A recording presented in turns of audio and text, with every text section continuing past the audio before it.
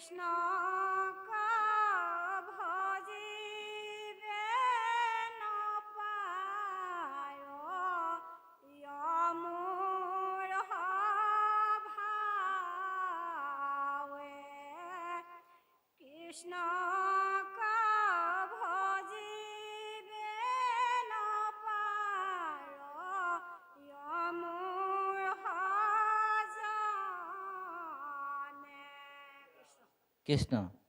এই সংসাৰখনত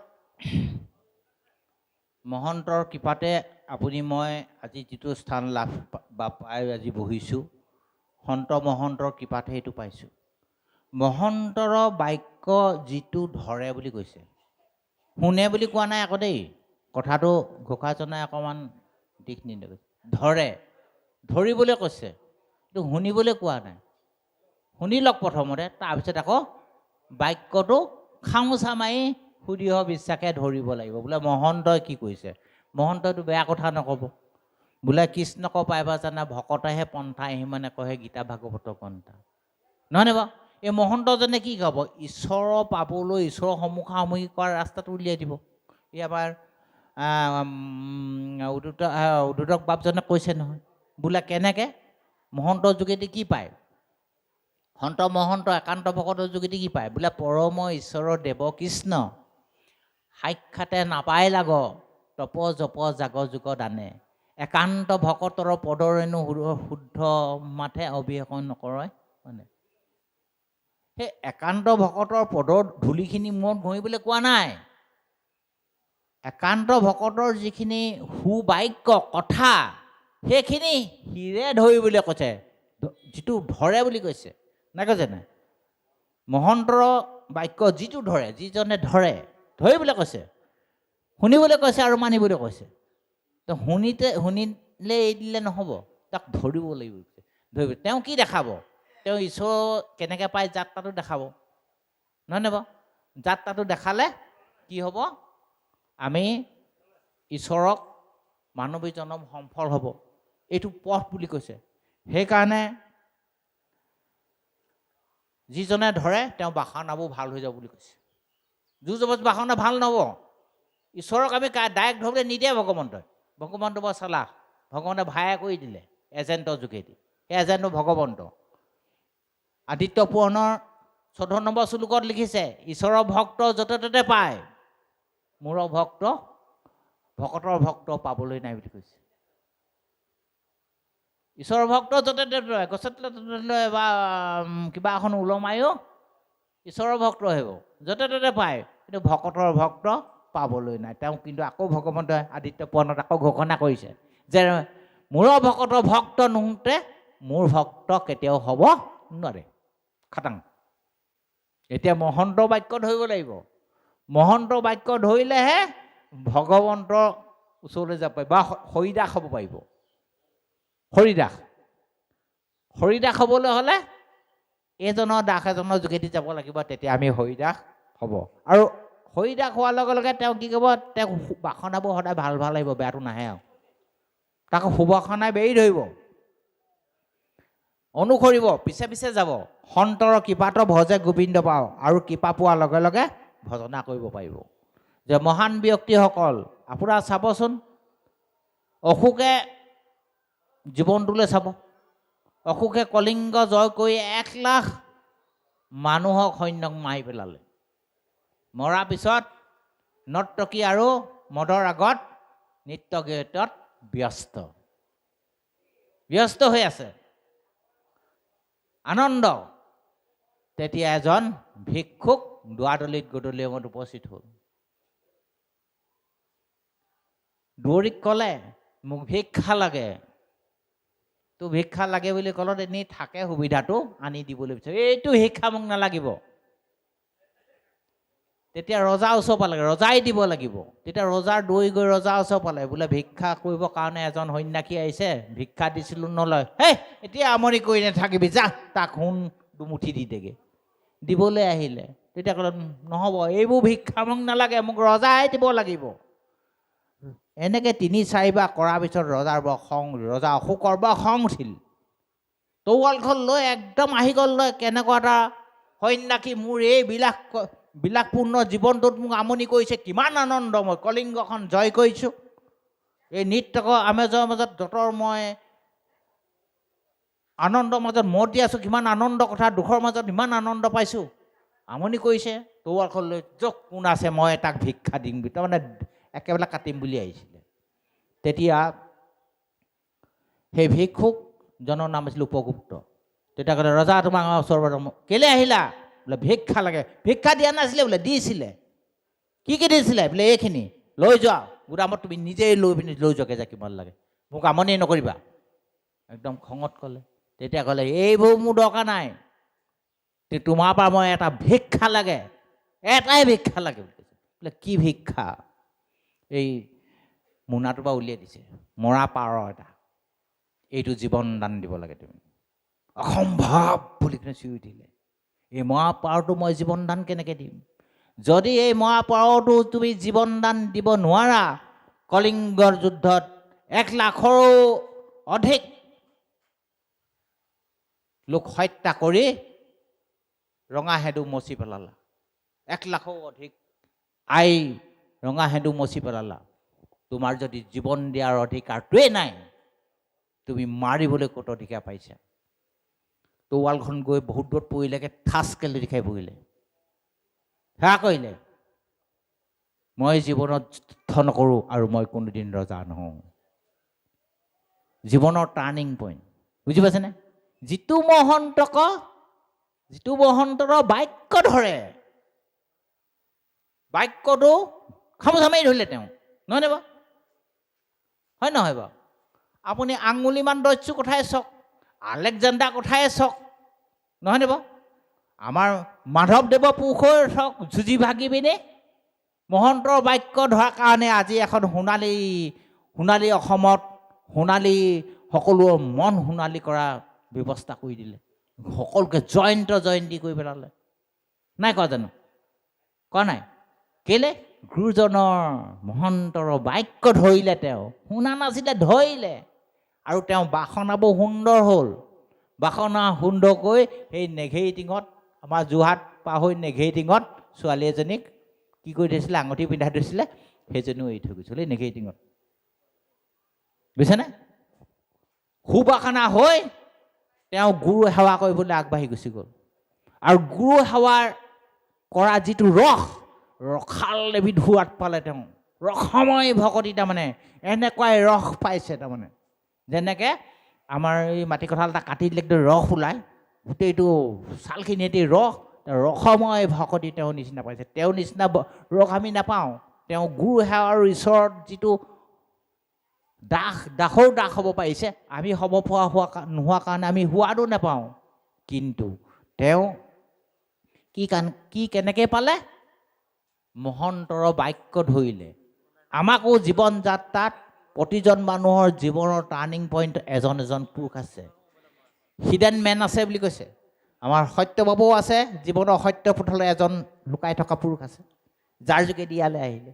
বাপজনো আছে, মোৰ জীৱনো আছে। প্ৰতিজন জীৱনৰ মহান ব্যক্তি নালাগে, সকলো মহান ব্যক্তিয়ে অন্তৰালত আণ্ডাৰ স্কিন বুলি কয়, এজন মহৎ পুৰুষত আছে জীৱনৰ টাৰ্ণিং পইণ্ট ল'বলৈ হৈছে। আমাৰ ভকতৰ কাৰণে টাৰ্ণিং পইণ্টটো হৈছে, জীৱনৰ পৰিৱৰ্তন বিন্দুটো হৈছে মহন্ত বুলি কৈছে। মহন্তক ধৰিলে বাসনা সুন্দৰ হ'ব, সুন্দৰ হৈ ভাল কথা জানিব, তেতিয়া মহন্তৰ কৃপাত ভগৱন্তক ভজিব পাৰিব বুলি কৈছে। ভগৱন্তক যেনে তেনে ভজিব নোৱাৰিব, মহন্তৰ কৃপা লাগিব। তেওঁলোকে কৃপা দিলেহে ভজিব পাৰিব। যিটো মহন্তক নিন্দা কৰে তাক দুবাসনাই বেৰি ধৰে, কৃষ্ণক ভজিব নাপাৰে মোহভাৱে। কিন্তু নিন্দা কৰাসকল বিপদ চৰিত্ৰ, তেওঁ জীৱনত বান খাই থাকিব, বান খাব আৰু মুক্তি হ'ব, নহয়নে বাৰু? এই কথা আমি জানিব লাগিব। মহন্তসকলক ওচৰত কৃপা আৰু মহন্তৰ ওচৰত নিন্দা, দুটা কথা আছে। আপোনালোকে চাব নহয়, দ্ৰৌপদী চৰিত্ৰ দুটা আছে। এবাৰ বস্ত্ৰ তাই গাৰ পৰা হৰণ হ'ব বুলি দুবাষাই গালি পাৰি হেৰি কৰি দিছিলে, তাৰমানে অগস্ত্যি মুনিয়ে শাপ দি থৈছিলে, তোৰ বস্ত্ৰ হৰণ হ'ব, যা, তোক নিবস্ত্ৰ হ'ব বুলি শাপ দিছিলে অগস্ত্যি মুনিয়ে। আকৌ দুবাষা আনি পিনি তেওঁ আচলৰ কাপোৰখন আনি দিয়াৰ কাৰণে দুবাষা আঁকি পেলাই তুমি কোনোদিন বস্ত্ৰ অভাৱ নাপাবা। দ্ৰৌপদী জীৱনতে দুটা কাৰ্য সাধন হৈছে, সেইটো এবাৰ কৃপা আৰু এটা নিন্দা নহয় বাৰু। এইবোৰ জীৱনৰ আমাৰ কাৰণে শিক্ষা। কাহিনীভাগ আপোনালোকে জানে নাজানে আমি ঘপকৈ এতিয়া আক মাৰিহে গৈছোঁ। কাহিনীবোৰ কেতিয়াবা লগ পালে কৈ যাম। এইবোৰ জীৱনত ঘাত প্ৰতিঘাত সংঘাত। দ্ৰৌপদী শাপত ঘটকচ মৃত্যু হৈছে আৰু হিড়িম্বা শাপত অভিমন্যু মৃত্যু হৈছে।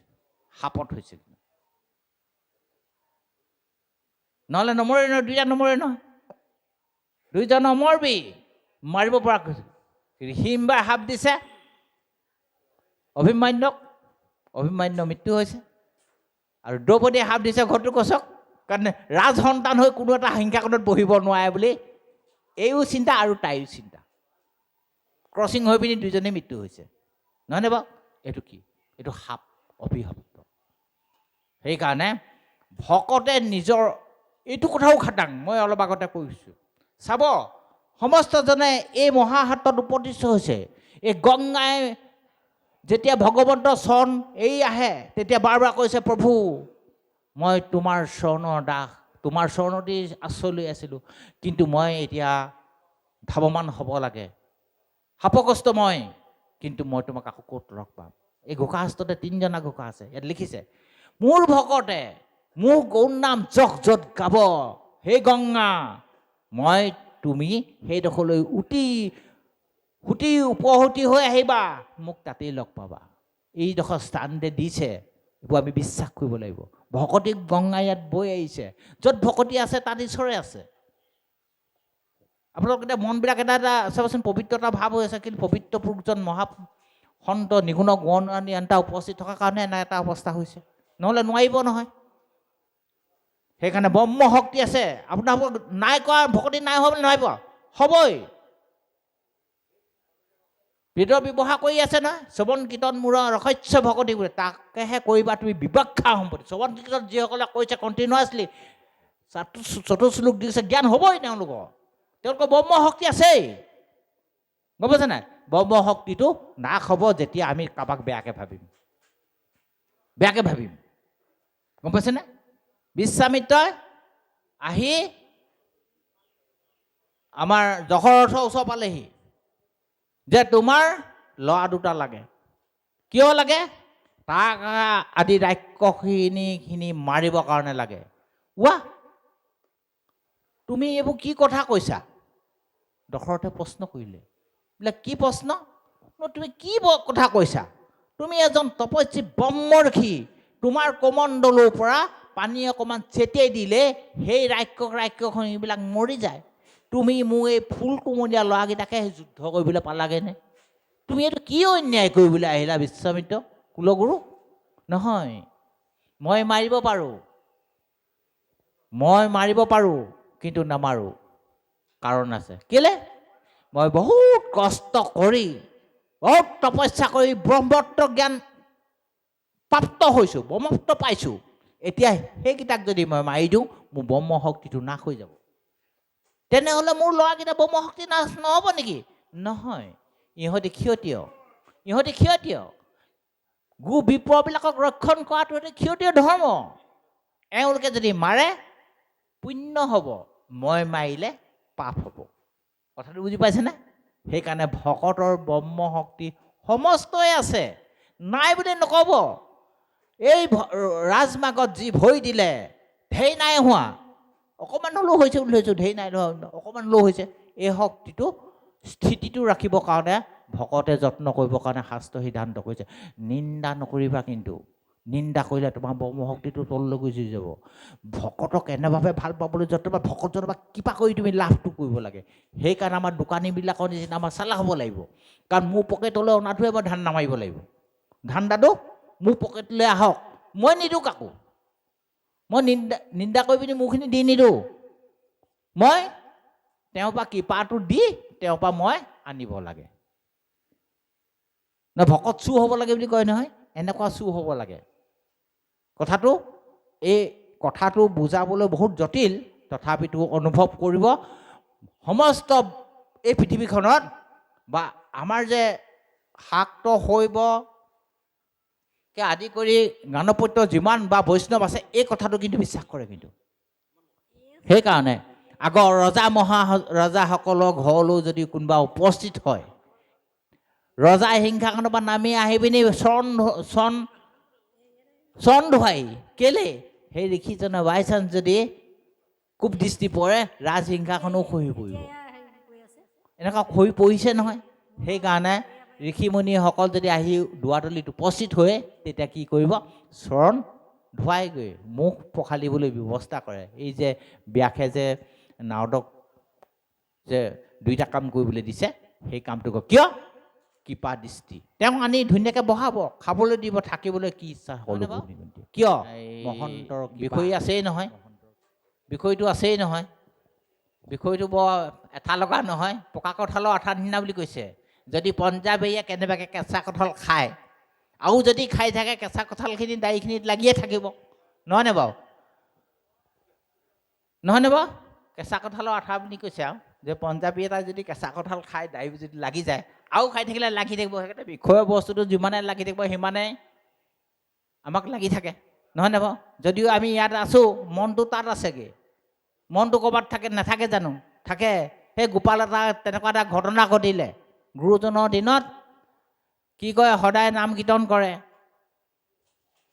গোপাল এটাই ৰাতিপুৱাই কি চিৰা দুটামান চিৰা এবাতি আৰু দৈ অকণমান লৈ গুৰ অকণমান লৈ খাই আহে এবাতি সেইদিনা খাবলৈ নাপালে লৰালৰি হ'ল আইগৰাকীয়ে আনি দিলেই ধুনীয়াকৈ দেখিলে তেওঁ থপথপীয়া গাখীৰ বগা চিৰা এবাতি গুৰ অকণমান দিছে দেৰি হ'ল নহয় এতিয়া কি কৰা যায় ঢাকি থৈ গুচি আহিলে এতিয়া আহি কি কৰিলে সি নাম ল'ব সময়ত খুব নাম লৈ আছে আৰু নাম ল'লে কি হ'ব আমি বাৰু ধেমালি নকৰোঁ আৰু ল'লে হ'ব সেই গুড়ডোখৰ গাখীৰডোখৰ চিৰাখিনিলৈ মনত পৰি আছে নহয় ইয়াত যিমানে নাম লৈছে তালৈ মনত পৰিছে কিন্তু যেতিয়া নাম সামৰণি হ'ল আৰু কাকো নেমাতিলে ঘপককৈ উঠিলে আৰু উঠি গৈ চিৰাবাতি ঢাকনখন খুলি কৈছে ঐ মন ঐ হাত মই নুচো ঐ মন তোৰ ইমান খাবলৈ মন আছিলে খা মই নুচো তই যে খাবই নোৱাৰ তই কিমান উৎপাত কৰি থাকিলি মোক তাত শান্তিয়ে বহি থাকিবলৈ নিদিলি নহয় মোক শান্তিয়ে তই থাকিবলৈ নিদিলি নহয় ৰছীয়ে বৰাদিনা বান্ধিলি আকৌ আনিলি এনেকুৱা কাম কৰ এনেকুৱা কাম কৰি পিনি লাহেকৈ সেইখিনি গৈ পেলাই দিলেগৈ নহয়নে বাৰু যদিও আমি ইয়াত আছোঁ আপোনাৰ হ'ব কথাটো বাদ দিছোঁ মোৰ আকৌ কথা এটাৰ কাৰণে লাগি আছে লাইনটো তেনেকুৱা সেই লাইনটোৰ কাৰণে ক'লোঁ আপোনালোকক নাই কোৱা আকৌ আপোনালোকে ইমান দেৰিলৈকে বহি থাকিব পাৰিছে বহুতসকলে পৰা নাই কিন্তু আমাৰ নিজৰ কথাটোহে দাঙি ধৰিলোঁ যদি লগতে ক'বা আছে আৰু হ'ব যদি নহয় আৰু নহয় জানো বাৰু কিন্তু আপোনাৰ হ'বক এতিয়া আমি বৰ কৃতজ্ঞতা জনালোঁ যিমানে হওক আমি যে ইমান ভালকৈ কথাটো ক'ব জনা নাই তথাপিতো আপোনাৰ হবে যে বহি আছে আমি যিমান ভালকৈ কথাটো ক'ম বুলি ভাবিছোঁ ক'বও পোৱা নাই ভাষাও নাই